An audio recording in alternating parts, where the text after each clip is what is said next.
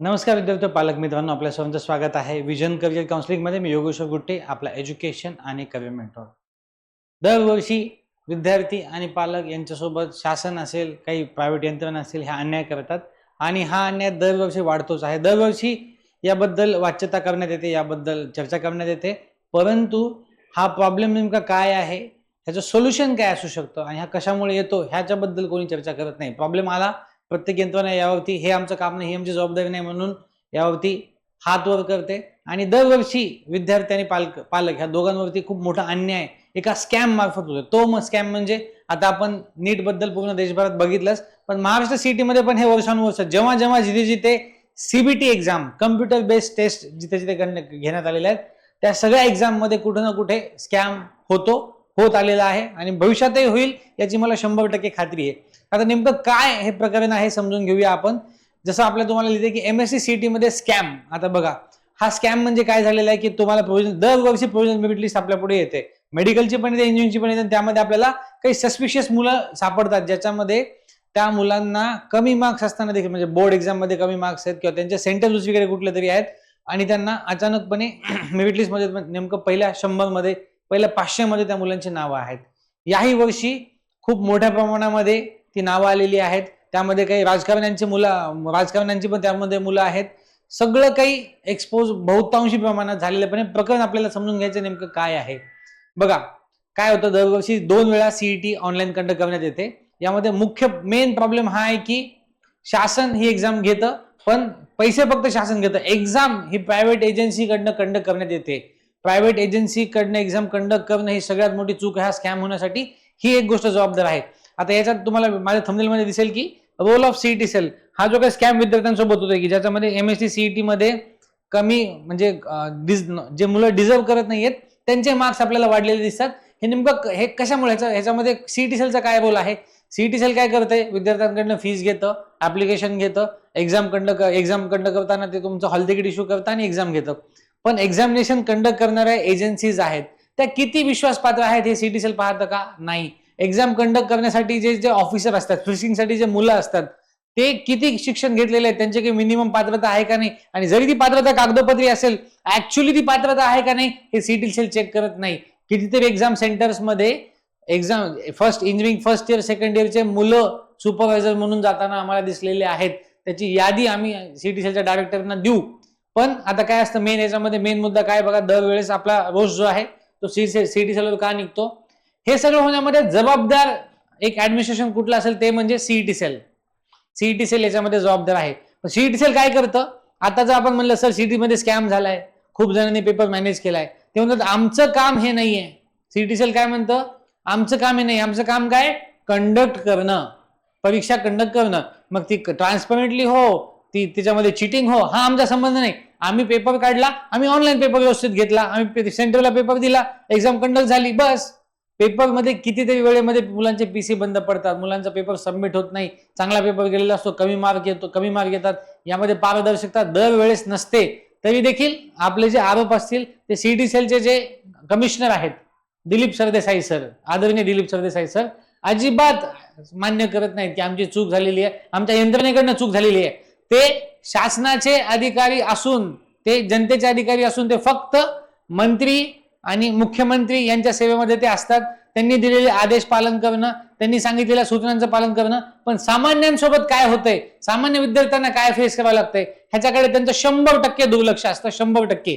ते एक प्रमोटी IAS आहेत, एक अकार्यक्षम IAS आहेत ते, आणि हे दरवेळेस आपल्याला दिसून आलेलं आहे. वेळोवेळी चुकीच्या नोटिसेस काढणे, नॉन रिफंडेबल शब्द नोटीसमध्ये ऍड करणे, अशा कितीतरी गोष्टी आदरणीय दिलीप सरदेसाई सर यांनी जनहितार्थ केलेल्या आहेत, विद्यार्थी हितार्थ केलेल्या आहेत. आणि जेव्हा नोटीस परत काढायची असते, जेव्हा एखादी चूक लक्षात येते, त्याची नोटीस बिना सहीची, त्याची नोटीस अनऑफिशियल, अशा प्रकारे आपलं सीईटी सेल काम करतं. याच्यामध्ये काही लोक नक्कीच बघा, याच्यामध्ये काय असतं, जेव्हा तुम्ही सीईटी सेल जी ही एक एजन्सी आहे, गव्हर्नमेंटची एजन्सी आहे, ही प्रायव्हेट कंपन्यांना, प्रायव्हेट एजन्सीजला तुम्ही एक्झाम कंडक्ट करायला देतात तेव्हा अशा गोष्टी होतात. आता नेमकं एक्झाम मध्ये काय होतं बघा, खूप जणांचे, खूप प्रायव्हेट कॉर्पोरेट लोकांचे स्वतःचे एक्झाम सेंटर्स आहेत आणि एक्झाम सेंटर्स मध्ये काय सर्व्हर असतं, सर्व्हेलन्स असतो, पण तरी देखील चिटिंग करता येते. एक्झाम हॉलमध्ये ब्लाइंड स्पॉट असतात, त्या ब्लाइंड स्पॉट मध्ये तुम्ही काय करतात हे नेमकं दिसत नाही. मुलं युजली काय करतात की एक्झाम चालू असते, एक्झाम मध्ये क्वेश्चन स्क्रीनवर येतात, एक मोबाईल मध्ये पुरवला जातो, त्या मोबाईल मध्ये फोटो काढले जातात, ते फोटो आणि मोबाईल दोन्ही बाहेर आणला जातो किंवा ते फोटो बाहेर पाठवले जातात आणि त्यातले आन्सर पटकन ऑनलाईन फाइंड केले जातात आणि मध्ये पाठवले जातात. युजली या प्रकारे हे आम्हाला होताना दिसते खूप ठिकाणी. आता 2024 मध्ये एका विद्यार्थ्यांनी सरळ सीईटी एक्झाम चालू असतानाचा व्हिडिओ इंस्टाग्रामवर पोस्ट केला होता. काही जरी झालं की सीईटी सेल काय करतं की आमचं नाही, आम्ही नाही चुकलो, आमची जबाबदारी नाहीये. ओके, एक्झाम मध्ये मुलगा मोबाईल घेऊन गेला त्याच्यावर पोलीस कारवाई करा, त्याने चुकीचं काम केलेलं आहे, पण आम्ही काही आमचं काही चुकलं नाही. तुम्ही जी फ्रिस्किंग करायची होती, तुम्ही ज्या टर्म्स लावायच्या होत्या, या अशा केसेसमध्ये जर विद्यार्थी अडकला त्याला कठोर कारवाई करायची होती, ह्याचे नियम ठरवायचे होते. हे कोणी ठरवायचे? सीईटी सेलनी. जर विद्यार्थ्यांना अन्याय होत असेल तर त्यामध्ये जितकं जे कोणी स्कॅम करते, जे कोणी पेपर मॅनेज करते तो जबाबदार आहे, तेवढंच शासनाची यंत्रणा देखील जबाबदार आहे. शासनाच्या यंत्रणेचं अकार्यक्षम काम आपल्याला यातनं दिसतं. ओके, याच्यामध्ये काय बघा, आता आपण दरवर्षी आपण यावेळेस आता युट्यूबवर सगळीकडे याचे व्हिडिओ आलेले आहेत, कशा प्रकारे हे झाले असं आलेले आहेत. आपल्याकडे याचे काही सस्पिशियस मुलं जे आहेत त्यांच्या मेरिट लिस्ट आपल्याकडे आलेल्या आहेत. त्यांचे मेरिट लिस्ट इथे आपण बघू शकतो. 2 जुळे बहीण भाऊ एका नांदेडच्या राजकारण्यांची मुलं मेरिट लिस्ट मध्ये तुम्हाला नावं दिसतील, मी तर नाव सांगणार नाहीये. राजकारण्यांची मुलं आहेत, पक्ष कुठला मॅटर करत नाही, पक्षाचं नाव घ्यायला पण मी घाबरत नाही. सध्या भारतीय जनता पार्टी पक्षांचे ते कार्यकर्ते आहेत. त्यांचे 2 मुलं 37 नंबर आणि 38 नंबर मार्क बघा सेम. 12वीला मार्क बघा 56%, 51%. मॅथ मध्ये मार्क बघा 55. फिजिक्स मध्ये मार्क्स 44, 48, सॉरी फिजिक्स मध्ये मार्क्स, मॅथ्स मध्ये 50 आणि 54 मार्क्स आहेत आणि इकडे 60 आणि 46 मार्क्स आहेत. आणि 10वीला 85 आणि 64% अशा विद्यार्थ्यांना मार्क्स आहेत. हे मी फक्त एक राजकीय उदाहरण देत नाहीये. ही बरीच मुलं मेरिट लिस्ट मध्ये सिरियल नंबर जे तुम्हाला दिसतात हे सगळे सिरियल नंबर सस्पिशियस आहेत. तुम्ही जर यांचं सीसीटीव्ही फुटेज काढून बघितलं, शासकीय यंत्रणेनं जर सीसीटीव्ही फुटेज काढून बघितलं, 100% तुम्हाला काय आढळणार? सगळ्यात पहिल्यांदा आढळणार की हे सेंटर त्यांच्याच गावामध्ये होते किंवा जे विद्यार्थी त्याचे पालक इन्फ्लुएन्शियल असतील तर त्यांच्याच गावामध्ये होते, किंवा ते नगर, पुणे किंवा नांदेड अशा ठिकाणी किंवा जिथे नेहमी स्कॅम होतो अशाच ठिकाणी ते विद्यार्थी सेंटर टाकतात आणि त्यानंतर त्यांना या प्रकारचे मार्क येतात. याबद्दल बरेच विवेचन बऱ्याच लोकांनी दिलेलं आहे, पण हे सरळ गोंधळ आहे. आता तुम्ही जर सीईटी सेलनी ऍज अ यंत्रणा एवढ्या सस्पिशियस यांच्यावर आपल्याला संशय येतोय, त्यांच्यावर कारवाई करणं काम आहे का नाही? फक्त सोशल मीडियावर आमची बदनामी केली जातीये, परीक्षेची विश्वासार्हता धोक्यात आहे, अशा प्रकारच्या नोटिसेस आपलं सीईटी सेल काढतं.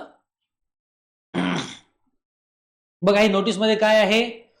व्हिडिओची चौकशी, राज्य सामायिक कक्ष परीक्षा कक्षामार्फत आयोजित समाज माध्यमांवर प्रसारित झालेल्या व्हिडिओची चौकशी करून योग्य ती कायदेशीर कारवाई करण्याबाबत लेखी तक्रार. हे सगळ्या तक्रारीमध्ये काय लिहिलेलं आहे बघा. सार्वजनिक परीक्षा व्यवस्थेची विश्वासार्हता अबाधित राहावी. अजिबात अबाधित नाहीये. सीबीटी, कुठली पण सीबीटी जर सीईटीने कंडक्ट केली असेल आणि एजन्सी जर प्रायव्हेट असेल, तिची विश्वासार्हता अजिबात अबाधित ठेवण्यात आलेली नाहीये. 100% त्या एक्झाम मध्ये कुठं ना कुठं चिटिंग होते. एक्झाम सेंटर ज्यांचं आहे त्यांच्या मार्फत याच्यामध्ये केलं जातं. सीसीटीव्ही फुटेज मॅनेज करता येतं. मी जर सांगितलं तसं मोबाईल मध्ये न्यायचा, फोटो काढायचे, फोटो बाहेर पाठवायचे, त्याचे आन्सर्स काढायचे, आन्सर्स मध्ये पाठवायचे. एकदम सोपं 30 मिनिटांमध्ये ह्या गोष्टी विद्यार्थी असे लोक करतात. पण आता हे कशामुळे करतात? मी असं म्हणत नाही की सीईटी सेलच्या याला समर्थन आहे, पण सीईटी सेल याच्यावरती कारवाई करत नाही हे नक्की आहे. याचा दोष बहुतांशी सीईटी सेलचाच आहे. तुम्ही जर याबाबत नियम स्ट्रिक्ट केले, जे एजन्सीला तुम्ही देतात, असं न करता यावर्षी पहिल्यांदा सीईटीने विद्यार्थी मदत केंद्र सेटअप केलेले आहेत. जेवढा काही पैसा सीईटी सेल शासनाकडनं विद्यार्थ्यांकडनं जमा करतं, त्या ह्याच्यामध्ये प्रत्येक जिल्ह्यामध्ये आपण स्वतःचे सीबीटी टेस्ट सेंटर चालू करू शकतो. त्याबद्दल आपण काम का नाही करत? ती अशी विचारणा केली की मग आता तुम्ही आम्हाला काम शिकू नका, असे उत्तर आपल्याला दिले जातात. प्रसार माध्यमांनी देखील हा मुद्दा उपस्थित केला पाहिजे की सगळे जे स्कॅम्स आहेत ते कशामुळे होत आहेत, की आपल्याकडे जे सीबीटी कम्प्युटर बेस्ड टेस्ट घेणारे सेंटर्स आहेत हे प्रायव्हेट आहेत आणि प्रायव्हेट सेंटर्स मध्ये तिथला जो सुपरवायझर असतो, तिथला जो ऑब्झर्वर असतो, इन्व्हेस्टिगेटर असतो, कोणी देखील त्यामध्ये चीट करू शकतो. कोणी देखील तिथे एक छोटा कॅमेरा, स्पाय कॅमेरा घेऊन जाऊ शकतो. आता स्मार्ट गॉगल आलेले आहेत. विद्यार्थी स्मार्ट गॉगल घेऊन जर मध्ये गेले, त्या बाहेर जो कोणी त्या गॉगल ऍक्सेस करतोय त्यांना त्यातले सगळे क्वेश्चन दिसतात, त्यांनी पटकन उत्तर विद्यार्थ्यांना सांगतात आणि या प्रकारे अशा बऱ्याच प्रकारे चिटिंग होते. पण चिटिंग साठीचे जे रूल्स बनवायचे आहेत, चिटिंगचे रूल बनवायचे आहेत, चिटिंग होऊ नये म्हणून जे प्रिकॉशन घ्यायचं आहे, चिटिंग होत असेल तर त्याच्यावर ऍक्शन घ्यायची लवकरात लवकर, हे काम आपलं सीईटी सेल अजिबात करत नाही. नोटीस काय दिली बघा, सार्वजनिक परीक्षा व्यवस्थेची विश्वासार्हता अबाधित राहावी, विद्यार्थी व पालकांमध्ये अनावश्यक संभ्रम निर्माण होऊ नये आणि आवश्यक असल्यास कायद्यानुसार योग्य ती कारवाई व्हावी, यानुसार सदर बाबीची गांभीर्याने दाखल घेऊन आवश्यक ती चौकशी करून कायद्यानुसार पुढील कारवाई करण्यात यावी. आता जेव्हा जेव्हा आपण याच्याबद्दल सीईटी आयुक्तांना चौकशी करतो तेव्हा आयुक्त म्हणतात हे आमचं काम नाहीये. आमचं काम काय? देवेंद्र फडणवीस साहेबांचं ऐकायचं, त्यांनी जे सांगितलंय त्यांच्या सूचना ऐकायच्या, ते त्यांचे फेवरेट्स आहेत. पण त्यांचं हे काम अजिबातच नाहीये की विद्यार्थ्यांना अन्याय व्हायला तो अन्याय बघायचा. एखादं कॉलेज जर काही चुकीचं करत असेल त्याच्यावरती ऍक्शन घ्यायची, हे त्यांचं काम अजिबात नाहीये. त्यांचं काम काय? बॅलन्स मेंटेन करायचं आहे. त्यासाठीच त्यांना सीईटी सेल कक्ष हा 2-3 वर्षापासून त्यांच्याकडेच दिलेला आहे. आता मी बरेच आरोप करतोय, जर तुम्हाला माझे आरोप खोटे असतील, त्या आरोपांची चौकशी तुम्ही सगळ्या माध्यमांमार्फत करावी. हे जे विद्यार्थी आहेत त्यांची चौकशी करावी. त्याची मेरिट लिस्ट मी दाखवली आहे इथे. याच्यामध्ये सिव्हिल नंबर बघा 8, 13, 15, 19, 20, 21, 28, 31, 34, 38, 45, 47, 51, 56, 58, 59, 83, 100 मध्ये जवळपास 18 मुलं आहेत. त्याच्यानंतर जवळपास आपण 2000 मध्ये काढले. पहिल्या 2 ते 3000 मध्ये 55 मुलं आपल्याला सस्पिशियस दिसतात. आता जर हे दिसले त्याची चौकशी करू नये का? आपण काय करू शकतो? किमान बघा, आता हे जे मुलं आहेत ना 100 पैकी 100 घेतलेले, एक वेळेस यांना तुम्ही परीक्षा द्यायला लावा. एक वेळेस परत एकदा परीक्षा द्यायला बघा 100% येतात का. तुम्ही तुमचं एक वेगळं सेंटर कंडक्ट करा. ज्या मुलांना खरंच 100% येईल किंवा 99.5% आलेले आहेत अशा सगळ्या मुलांना परत एकदा एक्झाम द्यायला लावा. तुम्हाला तुमची यंत्रणा काम करते का नाही हे कळेल. आणि मी असं बोललो की याच्यावरती परत वेगवेगळे प्रश्न उपस्थित होणार आहेत की नाही असं करता येतो का, परत एक्झाम का घ्यायची. एक्झाम ट्रान्सपरंटली होतच नाही आणि यामध्ये तुम्ही दोषी आहात. सीईटी सेल दोषी आहे. बघा, फ्रॉड करणारे देशामध्ये खूप मोठ्या प्रमाणामध्ये आहेत. काही जण कॉल करून पैसे उकळण्याचा फ्रॉड करतात, काही जण एखादी स्कीम देऊन फ्रॉड करतात. हा पण एक याच प्रकारचा फ्रॉड आहे ज्याच्यामध्ये विद्यार्थ्यांचे स्वप्न त्यांना विकले जातात. त्यांच्याकडनं 15 लाख, 10 लाख, 5 लाख रुपये घेऊन हे करण्यात येतं. बघा, माझ्याकडे जी माहिती आहे त्यामध्ये ही अमाऊंट एवढी मोठी पण नाहीये. 50,000 मध्ये सीईटी मॅनेज करून देणारे लोक आहेत. 50,000 मध्ये, फक्त 50,000 रुपयामध्ये सीईटी मॅनेज करून देतात. अशा ऑफर्स विद्यार्थ्यांना, पालकांना येतात. आणि जे आता आपण त्यांना हे रिकमेंड करत नाहीत, पण काही जण त्यातनं पण जाऊन मार्क्स घेऊन येतात. फक्त तेव्हा आता हे असे आलेल्या मुलांना समोरच येत नाहीत. आता तुम्ही पहिल्या 100 मधल्या मुलांना कॉन्टॅक्ट करायचा प्रयत्न करा, सीईटी सेलनी कॉन्टॅक्ट करायचा प्रयत्न करा. त्या मुलांचे फोन बंद असणार आहेत. त्यांना तुम्ही चौकशीसाठी बोलवा. ते मुलं अजिबात कुठेच येणार नाहीयेत. ते मुलं जर तुमच्या ओळखीचे असतील, तुम्ही विचारा त्यांना तुला एवढे मार्क्स पडलेत का. तो मुलगाच तुम्हाला सापडणार नाही. ते विद्यार्थी तुम्हाला गायब झालेला दिसेल, तो शहरांमध्ये शहर सोडून आलेला दिसेल किंवा तो अदृश्य तुम्हाला दिसेल. हे 100% सीईटी मध्ये फ्रॉड होतो. पण हा फ्रॉड आता रोखायचा कसा, यासाठी सोल्युशन काय आहे, यासाठी जबाबदार कोण आहे? सीईटी सेल तेवढं जबाबदार आहे. फ्रॉड करणारे व्यक्ती खूप मोठ्या प्रमाणामध्ये आपल्या देशामध्ये ऍज अ बिझनेस करतात आणि विद्यार्थी आणि पालकांच्या भविष्यासोबत खेळतात. आता सोल्युशन काय आहे? सगळ्यात महत्त्वाचं सोल्युशन म्हणजे सीईटी सेल जे कमिशनर आहेत त्यांची सगळ्यात पहिल्यांदा बदली करणे. त्याच्या जागी एक ऑनेस्ट, स्टुडंट सेंट्रिक, विद्यार्थ्यांचा विचार करणारा, पालकांचा विचार करणारा आणि एक शिस्तप्रिय आणि कडक अधिकारी आणणे, जो फक्त अधिकाऱ्यांची सेवा, वरिष्ठ अधिकाऱ्यांची सेवा न करता जो विद्यार्थ्यांची देखील सेवा करेल, जो IAS अधिकारी विद्यार्थ्यांचा आणि सामान्यांचा विचार करेल. हा पहिला बदल. दुसरा बदल काय सजेस्टेड आहे की तुम्ही जी एक्झाम ऑनलाईन कंडक्ट करतायत त्याच्या ज्या एजन्सी आहेत त्या एजन्सी प्रायव्हेट नसाव्यात. जर एखादी एक्झाम कलेक्टर ऑफिस मार्फत, कलेक्टरचा स्टाफ अंडर तुम्ही घेत असाल, गव्हर्नमेंट एम्प्लॉईज जर ती एक्झाम कंडक्ट करणार असेल, त्यांना ती नोकरी जायच्या भीतीमुळे ते याच्यामध्ये चिटिंग करणार नाहीत. चिटिंगचं प्रमाण तरी पण होणार, पण ते अत्यंत निग्लिजिबल असतं. आता आपल्याकडे काय ह्युमन मध्येच करप्शन आहे, तर चिटिंग होणार नाही याची शाश्वती मी पण देऊ शकत नाही. पण एक्झाम जर गव्हर्नमेंट अंडर कंडक्ट झाली, एक्झामची फीस गव्हर्नमेंट घेते, पण एक्झाम कोण कंडक्ट करते? प्रायव्हेट कंपन्या, प्रायव्हेट एजन्सीज. ते सेंटर जे असतात ते कोणाच्या मालकीचे असतात. तिथले पीसीज, तिथलं इंटरनेट, तिथलं सीसीटीव्ही सगळं काही त्यांच्या कंट्रोलमध्ये असतं. आणि असं कंट्रोलमध्ये असताना कोणीही देखील व्यक्ती याच्यामध्ये चिटिंग करू शकतात. आणि दरवर्षी या प्रकारची चिटिंग विद्यार्थी पालकांसोबत मोठ्या प्रमाणात केली जाते. हा व्हिडिओ माझी इच्छा आहे सगळ्यात जास्तीत जास्त विद्यार्थ्यांनी सगळीकडे शेअर करावा. सोबतच हा व्हिडिओ सीईटी सेलचे जे आयुक्त आहेत आदरणीय दिलीप सरदेसाई सर यांनी देखील बघावा. दरवेळेस त्यांना विद्यार्थ्यांचे प्रश्न उपस्थित करून गेले की हे आमचं काम नाही, हे आमची जबाबदारी नाही, हे आमचा अधिकार नाही, अशा प्रकारे ते त्यांचे उत्तर असतात. पत्रकार परिषद घेतात आणि पत्रकार परिषदेमध्ये पत्रकारांना मोबाईल त्यांनी अलाउड करत नाहीत. यावरती ऑलरेडी इश्यू झालेला आहे. ही सत्यता सगळ्यांनी पडताळावी की पत्रकार परिषद बोलवायची आणि पत्रकारांना सांगायचं की तुमचे मोबाईल तुम्ही बाहेर ठेवून द्या.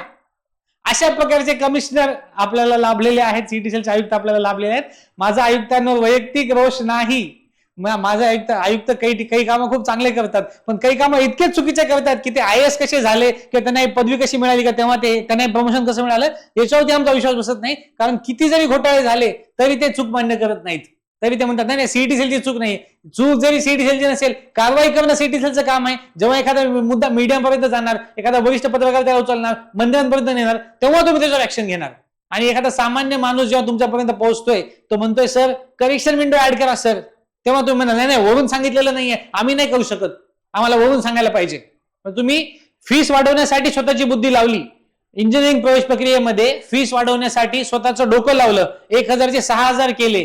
पण मेडिकल प्रवेश प्रक्रियेमध्ये विद्यार्थ्यांना करेक्शन विंडो देण्यात यावी, त्याच्यामध्ये मुलांचं नुकसान होतंय, याबद्दल तुम्हाला काही डोकं चालवता नाही आलं. हे जे मी बोलतोय हे विद्यार्थ्यांचे मुद्दे आहेत, हे माझे वैयक्तिक मुद्दे नाही आहेत. की मेडिकल प्रवेश प्रक्रियेमध्ये आपल्याला करेक्शन विंडो अजिबात देण्यात येत नव्हती, आतापर्यंत देण्यात आलेली नाहीये. ह्याच्यामध्ये कितीतरी विद्यार्थ्यांचं नुकसान होतंय. जेव्हा अशा सूचना आम्ही त्यांना करतो, अशा विनंती आम्ही त्यांना करतो, तेव्हा ते म्हणतात की आम्हाला वरतून सांगितलेलं नाहीये. वरतून हे पण सांगितलेलं नाहीये की 1000 ची सीट असेल 6000 करा.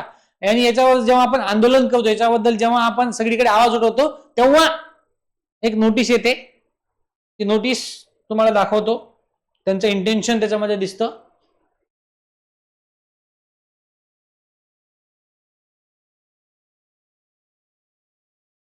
नोटीस आता माझ्याकडे नाही दिसत आहे, एक सेकंद, ती नोटीस मी इथे घेतो.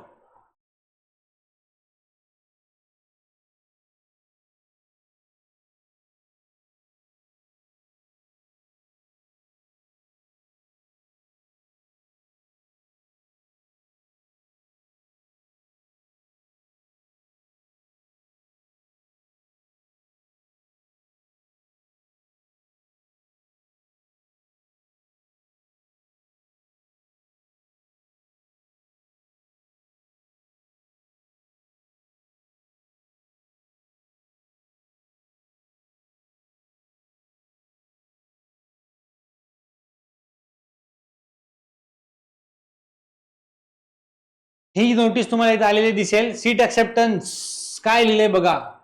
महाराष्ट्र राज्य सामायिक परीक्षा कक्ष साठी अभियांत्रिकी अभ्यासक्रमात प्रवेश प्रक्रिया कंडक्ट करण्यात येते, परंतु विविध संघटनाकडून आलेल्या निवेदने, शासनाकडून आलेल्या सूचना आधारावर सदरची शुल्कवाढ न करण्याचा निर्णय कक्षाने घेतलेला आहे. बघा, म्हणजे सूचना जेव्हा झाल्या, शासन विविध संघटना आणि शासन, म्हणजे वरून जेव्हा सांगितलं तेव्हा तुम्ही ऐकलं. जेव्हा सामान्य विद्यार्थी सांगत होते सर हे चुकीचं आहे, हे तुम्ही करायला नाही पाहिजे, काय काढलं, काय सांगितलं याच्यामध्ये, मागील 7 ते 8 वर्षापासून सीईटी कक्षाने जागा स्वीकृती शुल्कामध्ये कोणतीही वाढ केली नव्हती.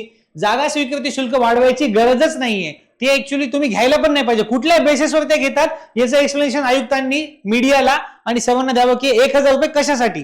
एक्झाम कंडक्ट करण्याची फीस तुम्ही घेतायत, त्यामधनं काउन्सिलिंग कंडक्ट करतायत. सीट ऍक्सेप्टन्स फीस कशासाठी, त्यातल्या पैशांचा तुम्ही 1 रुपयाचा हिशोब तुम्ही दिला पाहिजे. ओके, त्यानंतर काय आहे, तसेच अनावश्यक जागा रोखून धरण्याचे प्रमाण कमी करणे आणि खऱ्या अर्थाने इच्छुक विद्यार्थ्याला प्रवेशाच्या अधिक संधी उपलब्ध करून देणे हा उद्देश होता.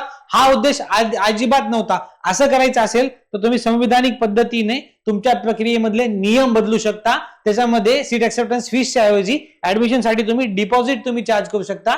ते डिपॉझिट जर तुम्ही ऍडमिशन कंटिन्यू करत असाल तर ते फीस मधनं वजा होईल, जर नाही करत असाल तर ते तुमचं जप्त होईल. या प्रकारच्या सूचना तुम्ही करू शकत होता. याच्याबद्दल तुम्ही वेगवेगळ्या प्रकारे डोकं लावून ऑप्शन्स बरेच निघू शकत होते याच्यामध्ये, पण ते न करता फक्त फीस वाढ करणं. कोणाच्या कशात जाणार, शासनाच्या आणि सीईटी सेलच्या कशामध्ये हे पैसे जाणार होते. पण आता जेव्हा संघटनांनी आणि शासनाने याला विरोध केला, संघटनांनी विरोध केला, पत्रकारांनी विरोध केला, तेव्हा आयुक्तांनी एक प्रेस कॉन्फरन्स ऑलरेडी घेतली, त्यामध्ये एक्सप्लेन केलं की कसं विद्यार्थी हिताचं आहे. आणि मग जेव्हा शासनाने सांगितलं हे विद्यार्थी हिताचं नाहीये, संघटनांनी सांगितलं विद्यार्थीचं नाहीये, तेव्हा तुम्ही पटकन तुमचा निर्णय बदलला.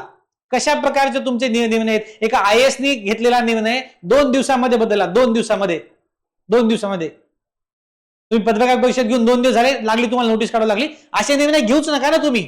असे निर्णय घेण्याच्या ऐवजी बेटर आहे तुम्ही स्वतः त्या पदाचा तुम्ही त्याग करा आणि एखाद्या डिझर्विंग ऑफिसर, ज्याला ऍक्च्युअली विद्यार्थ्यांची आणि पालकांची काळजी आहे. आता हे जे मी बोलतोय हे देखील सांगतो, आयुक्तांना कितीदा तरी तक्रार केल्यानंतर आयुक्त वर सांगतात माझी कंप्लेंट वर करा, मला इथे राहायचंच नाहीये.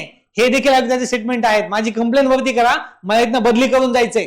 म्हणजे बळजबरी फक्त शासनाचा आणि विद्यार्थ्यांचा म्हणजे विद्यार्थ्यांनी आवाज उठवू नये, शासनाबद्दल काही शासनाला काही कंप्लेंट होऊ नयेत, यंत्रणा फक्त बॅलन्स राहावी यासाठी तिथं त्यांना बसवलेलं आहे आणि मग ते त्यामध्ये या प्रकारचे नोटीस वगैरे काढतात. ओके, बघा सीट ऍक्सेप्टन्स फीस यावर्षी वाढवण्यात आलेली नाहीये, याची नोटीस देखील अधिकृत काढली नाही. आता ही नोटीस जनसंपर्क अधिकारी फी सोडण्याची नोटीस स्वतःच्या सहीने आणि अशा नोटिसेस जनसंपर्क अधिकाऱ्यांच्या सहीने, अधिकार सही पण अजून ही नोटीस अधिकृत आलेली नाही, याच्यावर सही कोणाचीच नाहीये. पण बघा आपलं सीटीसेल आणि सीटीसेलचे जे आयुक्त आहे ते कशा प्रकारे काम करतात. मेन मुद्द्यावरून आपल्याला भटकायचं नाहीये. सीटीसेल मध्ये स्कॅम होतोय का? 100% स्कॅम होतोय. तो स्कॅम कसा रोखला जाऊ शकतो? एक्झामिनेशन सेंटर्स प्रायव्हेट एजन्सीकडे न देणे हा सगळ्यात पहिला महत्वाचा मुद्दा आहे. एक्झामिनेशन सेंटर्स जर तुम्ही शासनाकडे दिले, प्रायव्हेट एजन्सीकडे दिले तर त्याच्यामध्ये 100% कसे होणार? आता येणारी नीट एक्झाम ऑनलाईन होणार आहे. धर्मेंद्र प्रधान गेले पण ते सांगून गेले की एक्झाम ऑनलाईन होणार आणि नीट जर ऑनलाईन झाली तर आतापर्यंत जी चिटिंग नीट मध्ये होत होती त्याच्या 10 पट चिटिंग नीट मध्ये देखील होणार. ते पुढच्या वर्षी आपल्याला सरळ पाहता येईल. तेव्हा सर्व विद्यार्थी पालक यांचं मला सांगायचं की नीट सारखी परीक्षा तरी तुम्ही सीबीटी नाही ठेवली पाहिजे आणि जर सीबीटी ठेवायची असेल ती पूर्णपणे गव्हर्नमेंट एजन्सीजच्या अंडर, ते जे एक्झाम कंडक्ट करणारे सेंटर्स आहेत ते पूर्णपणे गव्हर्नमेंट किंवा डिस्ट्रिक्ट कलेक्टरच्या ताब्यामध्ये, शासनाच्या ताब्यामध्ये पाहिजेत. प्रायव्हेट एजन्सीला घेऊन जर तुम्ही एक्झाम कंडक्ट केली, एक्झाम मध्ये चिटिंग आणि म्हणजे कंपल्सरीच आहे, कोणी ना कोणी त्यामध्ये चीट करतं आणि ते चिटिंग केलेलं जेव्हा मोठ्या प्रमाणामध्ये दिसतं तेव्हा आपल्याला अन्याय झाल्यासारखं वाटतं, तेव्हा आपण आवाज उठवतो आणि तेव्हा त्याच्यावरती कारवाई होते. यामध्ये मी जे काही मेरिट लिस्ट मध्ये नावं नंबर सांगितले सगळे काही मला आता सगळे 100% फेक असतील असं नाहीये, पण त्या सगळ्यांची चौकशी होणं गरजेचं आहे. जर ते फेक नसतील तर नक्कीच त्यांचं खरेपण सिद्ध होईल. पण आता ते मला वाटतं की जेवढे मेरिट लिस्ट तुमच्या पुढे दाखवले हे सगळे फेक होते, हे सगळे सस्पिशियस होते. यांनी काही ना काही कुठं ना करून एक्झाम मध्ये मार्क्स वाढवले असं त्यातनं व्यक्त होतं. तसं नसेल त्याची चौकशी करण्यात यावी आणि त्यानंतर त्यांना योग्य ती कारवाई करण्यात यावी. परंतु या सगळ्या ह्याच्यामध्ये सीईटी सेलची अकार्यक्षमता, सीईटी सेलच्या आयुक्तांची अकार्यक्षमता, शासनाची अकार्यक्षमता यामध्ये आपल्याला दिसून येते. तेव्हा ह्या विरुद्ध सर्व विद्यार्थी पालक संघटनेने न घाबरता, कुठला पक्ष आज आहे याला न घाबरता याच्या विरुद्ध आवाज उठवणं गरजेचं आहे. असंच तुम्ही करत राहा, असंच मी देखील करणार. मी अजिबात कोणाला घाबरणार नाही. हा माझा व्हिडिओ जरी स्ट्राईक झाला तरी मी घाबरणार नाही आणि जे काही चुकीचं असेल त्याच्याविरुद्ध मी असंच बोलत जाणार. आज मला खूप जणांनी माझ्या व्हॉट्सअप मेसेज थ्रू प्रेरणा दिली की गेले आठवडा झाला आपण फीसवाढीचा मुद्दा घेऊन लढत होतो, आपण कोर्टामध्ये देखील जाणार होतो, पण शासनाने त्याची दखल घेत, मीडिया मार्फत शासनाने त्याची दखल घेत फीसवाढ रद्द केलेली आहे. ही फीसवाढ असं नाही की या वर्षी रद्द झाली, पुढच्या वर्षी देखील, पुढच्या 5 वर्षामध्ये देखील फीसवाढ ही जर करायची असेल तर तिला काहीतरी जस्टिफिकेशन पाहिजे, तिला काहीतरी कारण पाहिजे. आयुक्तांच्या मनात आलं की ते विद्यार्थ्यांमध्ये फीसवाढ करायची, हे 100% चुकीचं आहे.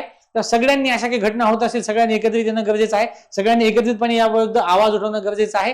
हा जो स्कॅम होतोय हा स्कॅम फक्त सीईटी सेल आणि प्रायव्हेट एजन्सीज मुळे होतोय, बाकी कशामुळेच नाही. जर एक्झाम गव्हर्नमेंट एजन्सीज कडे आल्या तर एवढ्या प्रमाणामध्ये स्कॅम होणार नाही, एवढ्या प्रमाणामध्ये विद्यार्थ्यांचं नुकसान होणार नाहीये. ही झाली एमएसटी मध्ये स्कॅम कसा होतो याबद्दलची माहिती. इंजिनिअरिंग ऍडमिशनच्या अशाच माहितीपूर्ण अपडेटसाठी पाहत राहा विजन करिअर काउन्सिलिंग. थँक्यू.